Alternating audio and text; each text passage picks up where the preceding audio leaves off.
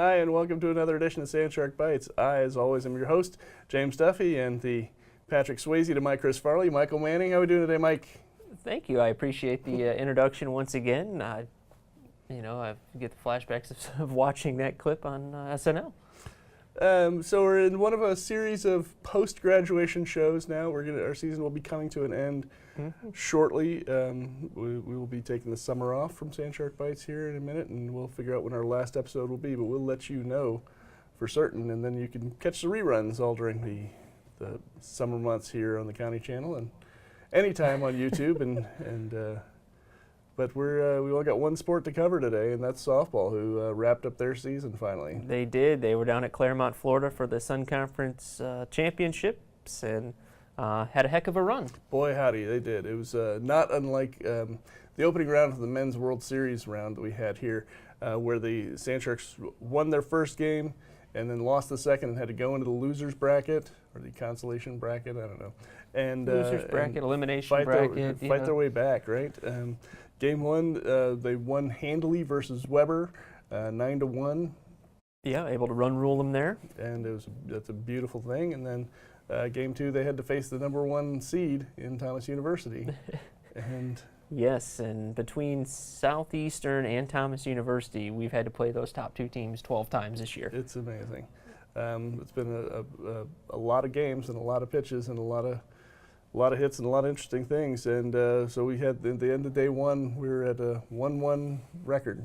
Yes, we were. And then day two came. Day two, and it was an all-day affair for the ladies down there. I mean, getting up for a 10:30 game means they got to start taking BP earlier than that, and they went all the way through to the evening. 3 games played on day two. Game one versus Warner, a little squeaker, won 2-0. That's right, but they got it done. They moved on, and game two against Kaiser. 8-2.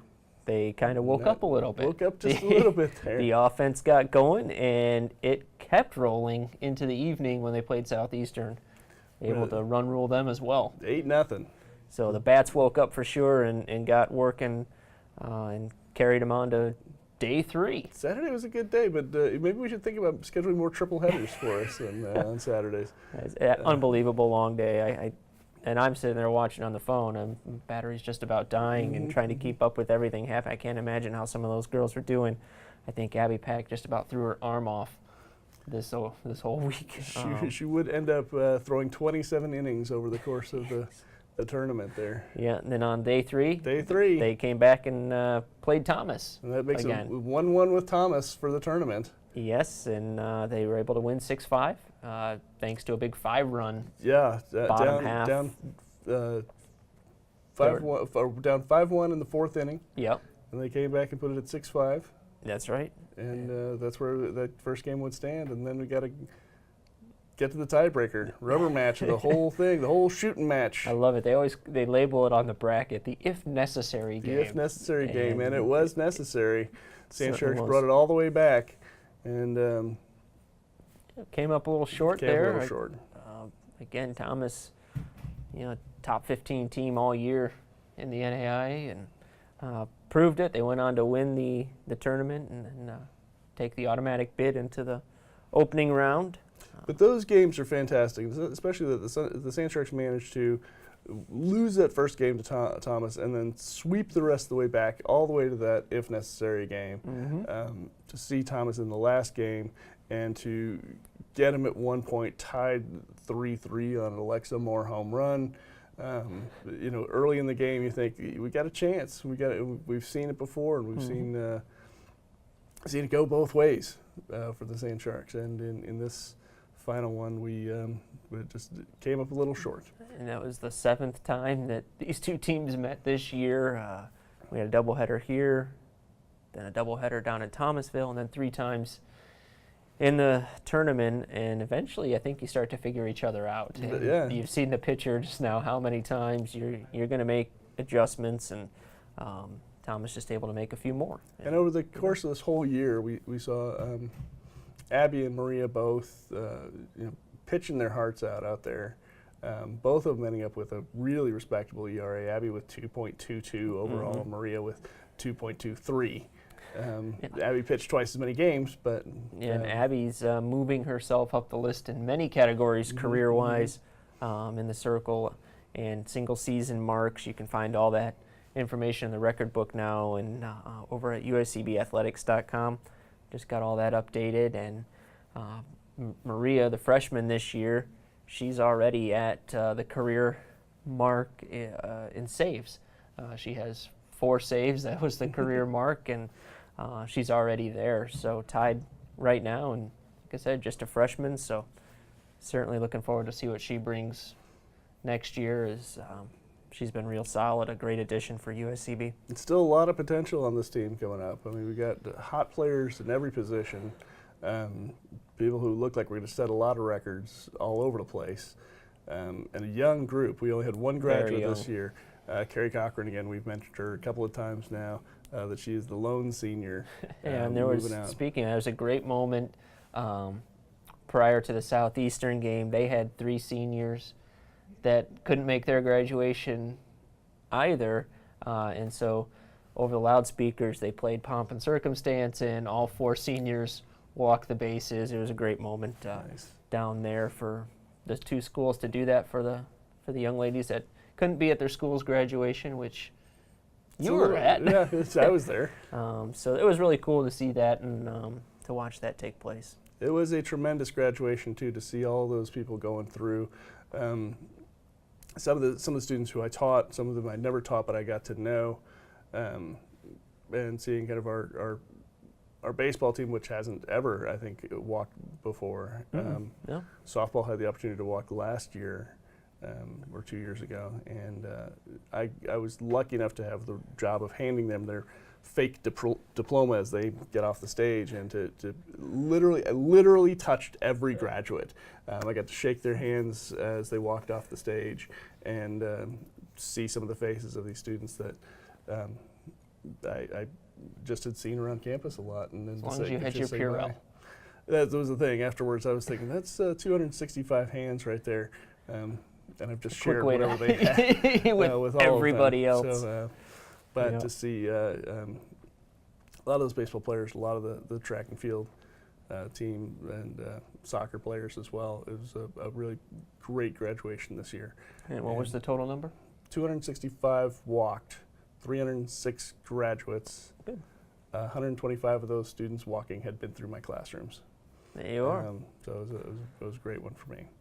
And then we had that great athletics banquet the week before, and then graduation, and a great senior celebration where a lot of our soccer alumni returned and came to wish on some of those graduates. I got one note from the Sun Conference tournament. The last note, yes. Tournament team. Yes. We had a couple of nominees to that. Yes, we did. Following the tournament, to that last game, they announced the all-tournament team, and Abby Pack was there, as well as Taylor Boykin. Abby Pack was 4-1 through the week. Like you said, 27 innings that she threw, 13 strikeouts, and then Taylor Boykin 9 for 18 over the course of the tournament. She had 5 runs, 2 RBIs. Also had a stolen base, but she was solid. She had a good on-base percentage and really helped kind of spark a lot of things. And Frank Hauser also added to her single-season stolen base record. Yeah, why not? Why not? Yeah. So, keep moving herself up. What, 22 now? Mm-hmm. She's at, and speaking of Taylor Boykin, she's getting close to the career mark in triples. Really? Already. So. Wow. Not bad for a sophomore, right? Yeah. Over the tournament, she also had the equivalent of an in-the-park home run.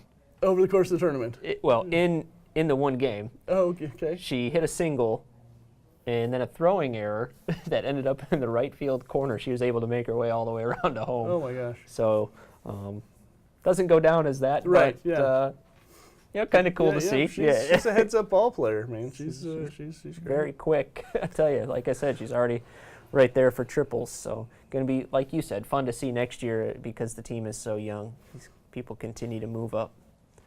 Yeah, it's been a great year for us. We've seen a lot of from when we started off last fall with golf and soccer, and moving on now through cross country, track and field, and baseball and softball to see some of these players really come alive. A lot of these young players do well. A lot of the seniors do themselves proud. Charlie McGinnis hit a home run in his last game, and pretty pleased about that. And then we've got still more postseason play coming up. Yes, we do. Saturday, men's golf flies out to Illinois, where they're going to be taking part in nationals. They got a couple of practice rounds Sunday and Monday. Then Tuesday, they're getting going. In the Quad Cities. Yes, in the Quad Cities. And that's coming up this weekend. The weekend after that, the women's golf team heads down to Palm Beach Gardens, where they're going to take part in the nationals down there. And that same weekend, track and field is off to Gulf Shores, Alabama for their nationals. And they've got a couple of more last chance meets that trying to get a couple of people qualified in certain events. And that information will be out there as well on the website when we get our final list of who's going and traveling, and just a good time. We'll update the website and tell you the results here on TV. Yeah, we'll be here. Why not? That's what we do. We update you. And to kind of start to close things up, don't forget to become a Sandshark Club member this summer at some point, so you can get your season pass for the 2018-2019 school year. Lots of good giveaways that come with the various levels of those memberships. Yeah, and the big thing this year, they were able to sponsor the live broadcast of our different sporting events here on campus and then over in Hardyville. So we really appreciate what the Sandshark Club does for all the student athletes. That was a really big thing this year. Our numbers online, a lot of parents were able to tune in and watch their sons and daughters compete, and it was really great to see the dramatic increase because of that. If you're playing the lottery and happen to hit it big, we're still looking at building a ballpark here on campus. We could use a sizable donation from anybody who's got $1 million lying around to get us started, and or if you've got 1 million friends that all have $1 they want to send, we'll take that too. I'll process all that paperwork.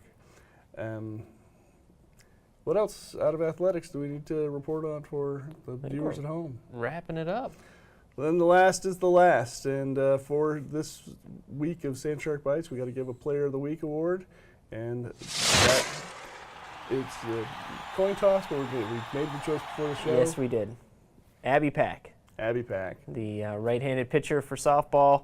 Again, 4-1 at the tournament this week, making the all-tournament team. 27 innings thrown, 13 strikeouts, and continues to move herself up many career marks as she gets closer to the top in a lot of different categories. Watch out, Christy Cook. A couple of those are in jeopardy with her. So hopefully that happens next year. It's going to be great. So Abby Pack, congratulations, Athlete of the Week. So that's the end of another episode. It was short and sweet, and making silk purses out of sow's ears here at Sandshark Bites Central. And so for Mike Manning, I'm James Duffy. Tune in again. Couple weeks. We're not going to have a show next week, but tune in again. Get you all the updates from the Nationals. We'll see what happens for you. Until then, keep those fins up.